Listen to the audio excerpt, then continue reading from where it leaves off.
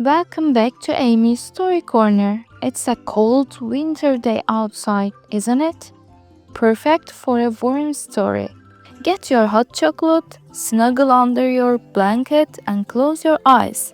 Let's travel to a snowy village a long time ago. Let's read the extended story of the Elves and the Shoemaker. Once upon a time, in a small village covered in white snow, there lives an old shoemaker and his wife. The shoemaker's name is Arthur, and his wife's name is Martha. They are the kindest people in the village. They always smile at their neighbors. They always say good morning. But Arthur and Martha have a secret.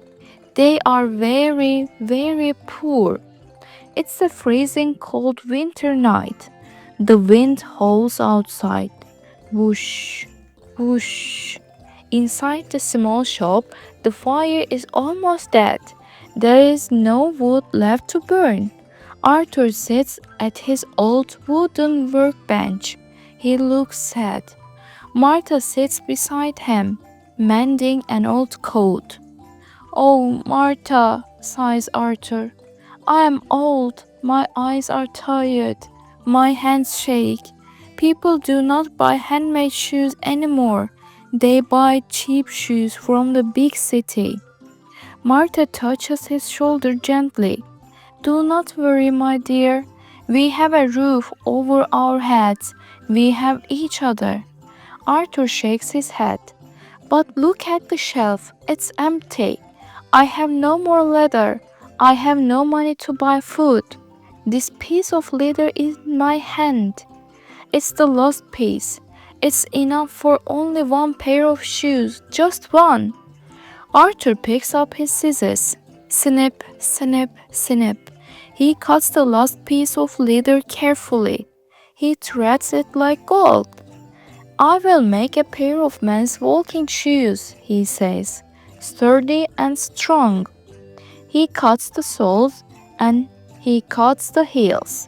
He lays the pieces neatly on the table. It's too dark to see now, Arthur says, rubbing his tired eyes. I will wake up early tomorrow morning. I will sew the shoes, sell them, and buy us some bread. That's a good plan, says Martha. Come, let's pray for a miracle and go to sleep. They blow out the last candle. The shop goes dark. The only sound is the wind outside and the old clock ticking. Tick tock, tick tock. The sun rises. The snow outside sparkles like diamonds. Arthur wakes up early. He feels hungry, but he ignores it. I must work, he whispers. He walks into the shop. He puts on his apron. He reaches for his needle and thread. But then he stops. He freezes. Martha, Martha, wake up, he shouts. His voice shakes. Martha runs into the room. What's wrong? Are you hurt? Look, Arthur points at the workbench. There, on the table, stands a pair of shoes, but not just any shoes. They are finished, they are polished, they shine in the morning light. Arthur picks them up, his hands tremble. I did not sew these, he whispers. Did you sew them, Martha? No, I was asleep, she says, eyes wide open. Arthur examines the shoes. Look at these stitches. They are so small, so perfect. No human hand can sew this fact. And look at the leather. It's shaped perfectly. These are not just shoes. Martha, these are masterpieces. Just then, someone knocks on the door. Knock, knock, knock. It's a rich merchant from the city. He wears a big fur coat. Good morning, says the merchant. I need a pair of shoes. My feet are cold. The merchant sees the shoes on the table. He picks them up. He tries them on. My goodness, shouts the merchant. These fit perfectly. They are soft like clothes, but strong like iron.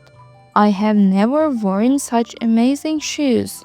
The merchant is so happy that he does not ask the price.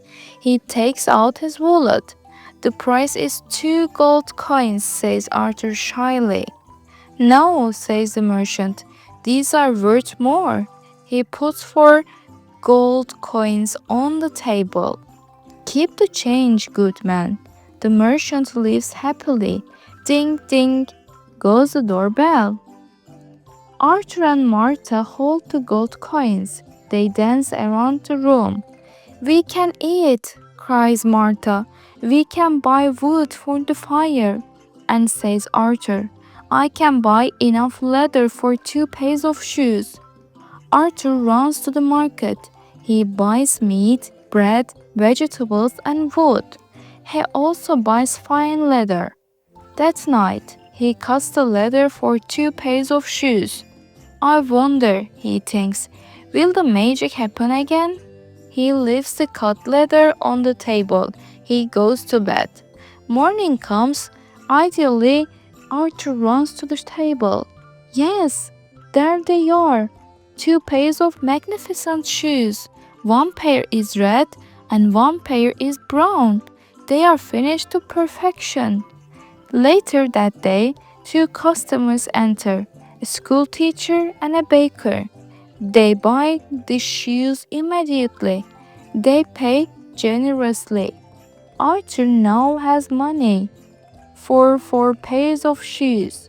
The next night, he cuts leather for 4 pairs. The next morning, 4 pairs of beautiful boots stand in a row, like soldiers.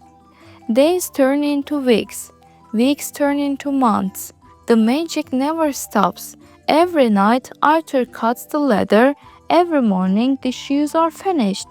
The news spreads across the country. Have you heard of the magic shoemaker? People ask. Yes, his shoes never wear out. His shoes make you dance better. Rich people, famous people, and even the mayor of the town come to the shop. One day, a general from the king's army comes in. I need tall boots for riding, he demands. Arthur cuts the leather. The next morning, the finest riding boots are ready. Arthur and Martha are no longer poor. They repair their house, they wear warm clothes, they have plenty of food in the cupboard. Their faces are round and pink with health, but they remain humble. They give money to the poor. They help their neighbors. We must never forget, says Arthur, that this is a gift. It's now December. Christmas Eve is here. The village is decorated with holly and lights. Arthur and Martha sit by a warm fireplace drinking tea. My dear husband, says Martha, we are very lucky. But I have a question. I have the same question, says Arthur. Who is helping us? Asks Martha. Is it an angel? Is it a ghost? Is it a neighbor? We cannot just take these gifts forever, says Arthur. We must know who they are. We must thank them. Martha claps her hands. I have a plan. Tonight we will not sleep. We will leave the candle burning. We will hide behind the clothes in the closet, and we will watch. Excellent idea, says Arthur. So Arthur cuts the leather for one last pair of special shoes.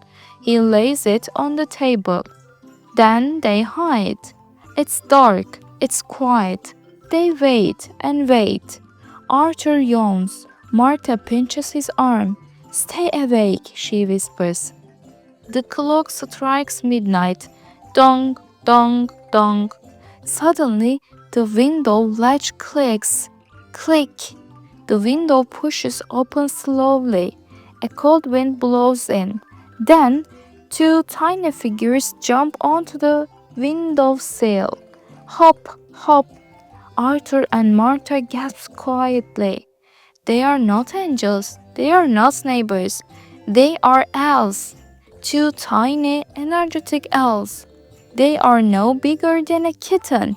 They have pointy ears and wild hair. They run to the table. They do a little flip in the air. Whee! But then Arthur sees something sad. Look, Martha, he whispers. Look at their clothes.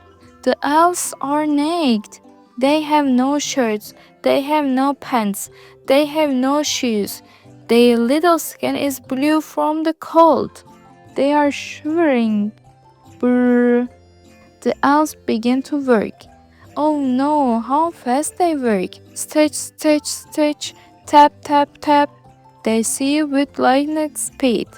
They pull the thread with their whole bodies. They hammer the nails with tiny hammers. They whistle a cheerful tune as they work. Whistle, whistle. They help each other. One holds the ladder, the other sews. They high-five each other. Slap. In just 1 hour, the ladder is gone. On the table stands a pair of the most beautiful, intricate shoes ever made. The elves jump off the table. They inspect their work. They nod happily. Then, as quickly as they came, they run to the window and disappear into the snowy night. Poof! Arthur and Martha step out of the closet. They are crying happy tears. Did you see them? Asks Martha. They are so small and so fast and so cold, says Arthur sadly. They make shoes for the whole world, but they have no shoes for themselves. They make us rich, but they have nothing. We must help them, says Martha firmly. They cannot work in the cold like that. What shall we do? Asks Arthur. I know, says Martha. Tomorrow is Christmas. I will spend the whole day sewing. I will make them tiny shirts, tiny trousers, tiny vests, and tiny knitted hats. And I, says Arthur, will make them the smallest, finest boots in the world, with silver buckles. They do not sleep that night. They are too excited. The next day, the shop is closed. Arthur and Martha work all day long. Martha chooses her softest velvet, green and red. She cuts tiny patterns. She uses her smallest needle. It's hard work because everything is so small. This shirt is the size of a thumb, she laughs. Arthur takes his softest leather. He works with a magnifying glass. He hammers the tiny heels. Tap, tap, tap. By evening, the gifts are ready. 2 little green jackets with gold buttons, 2 pairs of red trousers, 2 striped hats with bells on top, 2 pairs of shiny brown boots, and 2 pairs of warm white socks. They lay the clothes on the table. They do not leave any litter tonight, just the gifts. Then they hide again. Midnight comes again. Donk, donk. The elves jump in. Hop, hop. They run to the table, ready to work. They look for leather, but there is no leather. They stop. They look confused. They scratch their heads. Then they see the tiny clothes. Their eyes go wide. Their mouths drop open. Is this for us? Gestures one elf. They touch the velvet. It's soft. They touch the boots. They are warm. Suddenly, they explode with joy. Yay! Hooray! They squeak. They throw off their old rags. Jingle, jingle, go the bells on the hats. Finally, they put on the boots. They stomped their feet. Stomp, stomp. They fit, they fit. The elves are so happy. They hug each other. They jump onto the table. They start to dance. It's a crazy, happy dance. They sing a song together.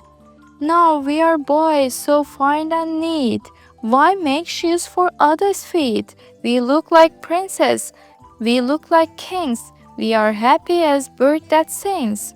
They dance over the chair. They dance over the floor. They dance all the way to the door. The door opens by magic. The elves run out into the snow, looking warm and stylish.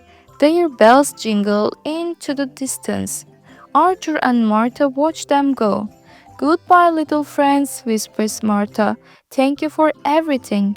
Goodbye, whispers Arthur. Be safe. The elves never came back. They didn't need to make shoes anymore.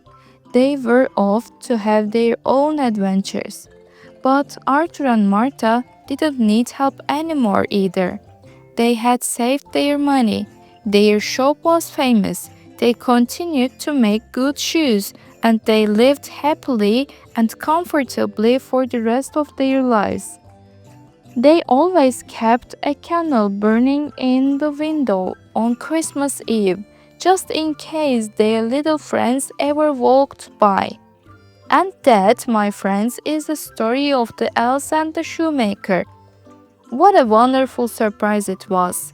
The moral of the story is very important. If you are kind and hardworking, good things will happen. And when someone helps you, you should always try to help them back. Gratitude turns what we have into enough.